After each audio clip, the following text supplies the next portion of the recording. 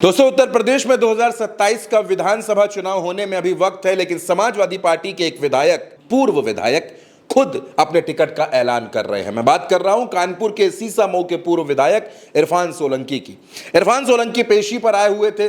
पेशी पर आए तो पत्रकारों ने उनसे सवाल पूछे। इरफान सोलंकी ने कहा कि हमारी बेगम नसीम सोलंकी को विधायक बनाने के लिए शुक्रिया, और जब सवाल 2027 का आया तो इरफान सोलंकी ने कहा कि हम सुप्रीम कोर्ट से हमको राहत मिलेगी, हम बाहर आएंगे और 2027 का चुनाव हम ही लड़ेंगे। उत्तर प्रदेश में यह पहली सीट होगी, इकलौती सीट होगी जहां खुद प्रत्याशी ने अपना टिकट डिक्लेयर कर दिया है। इरफान सोलंकी समाजवादी पार्टी के पुराने नेता हैं, कई बार के विधायक हैं, उनके पिता भी विधायक रहे। मौजूदा वक्त में उनकी पत्नी नसीम सोलंकी सीसामऊ की विधायक है, उपचुनाव में वो जीती थी।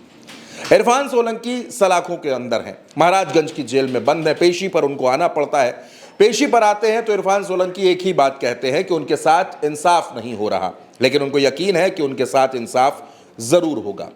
उत्तर प्रदेश में दोस्तों, अखिलेश यादव की अगर मैं आपसे बात करूं तो अखिलेश यादव लगातार इस बात को कहते हैं कि 2027 के विधानसभा चुनाव के टिकट चुनाव से 6 महीने पहले बांट दिए जाएंगे। लेकिन अब समाजवादी पार्टी के टिकट को लेकर अलग अलग तरह की खबरें आ रही हैं। शिवपाल यादव यह दावा करते हैं कि टिकट को लेकर हमारा मंथन शुरू हो चुका है, तो समाजवादी सोर्सेज से खबर यह भी आती है कि टिकट को लेकर दीपावली के बाद सर्वे शुरू कर दिया जाएगा और 2026 के अप्रैल से अखिलेश यादव टिकट देना शुरू कर देंगे, जब पंचायत चुनाव खत्म हो जाएंगे। लेकिन इन तमाम बातों के बीच में, इन तमाम खबरों के बीच इरफान सोलंकी ने खुद ब खुद अपने टिकट की घोषणा कर दी है। पत्रकारों के सवालों पर उन्होंने कहा कि सीसामऊ में 2027 में वो चुनाव लड़ेंगे, सुप्रीम कोर्ट से रिहा होंगे और 27 का चुनाव हम वापस लड़ेंगे। जब लोगों ने पूछा, पत्रकारों ने पूछा कि फिर नसीम सोलंकी, तो इरफान सोलंकी ने कहा कि सीसामऊ के लोगों को अब दो विधायक मिलेंगे।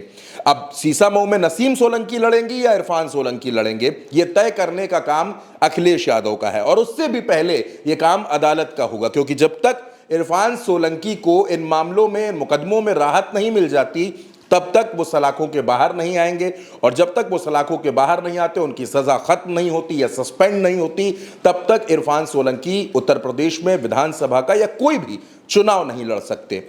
अब इरफान सोलंकी या नसीम सोलंकी, सीसामऊ का दावेदार कौन होगा, यह बात की बात है। लेकिन इरफान के बयान ने कानपुर की राजनीति में और वहां से लेकर लखनऊ तक की सियासत में हड़कंप मचा दिया है। हर कोई यह सोच रहा है कि आखिर इरफान सोलंकी के अंदर यह कॉन्फिडेंस कहां से आ गया। क्या अखिलेश यादव ने इरफान सोलंकी को यह संदेश दिया है कि अगर इरफान को राहत मिलती है तो चुनाव इरफान सोलंकी ही लड़ेंगे?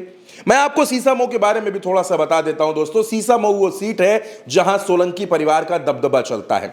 हाजी पहले परसीमन के बाद ये सीसामऊ बनी, इससे पहले आर्यनगर भी थी।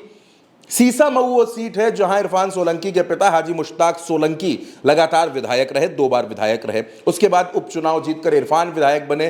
तब से लेकर अब तक इरफान सोलंकी लगातार विधायक बनते चले आ रहे थे। लेकिन इरफान सोलंकी की सदस्यता जाने के बाद उपचुनाव हुआ तो उनकी पत्नी नसीम सोलंकी ने भारतीय जनता पार्टी के प्रत्याशी सुरेश अवस्थी को चुनाव हरा दिया और विधायक बन गई। इरफान सोलंकी का यह बयान जो उन्होंने कोर्ट परिसर में दिया, पत्रकारों के सामने दिया, यह बहुत ज्यादा सुर्खियों में है, बहुत ज्यादा चर्चाओं में है। सुप्रीम कोर्ट से रिहा होंगे और 27 का चुनाव हम वापस लड़ेंगे। अभी आप लोगों ने जिताया कानपुर की। लेकिन अब दोस्तों, सवाल सबसे बड़ा यह है कि इरफान सोलंकी के इस स्टेटमेंट के बाद, इस बयान के बाद सियासी तौर पर क्या हलचल होती है। इस खबर के बारे में आप क्या सोचते हैं? आप अपनी राय भारत एक सोच के कमेंट बॉक्स में जरूर लिखिएगा और चैनल को सब्सक्राइब करना बिल्कुल मत भूलिएगा। नमस्कार।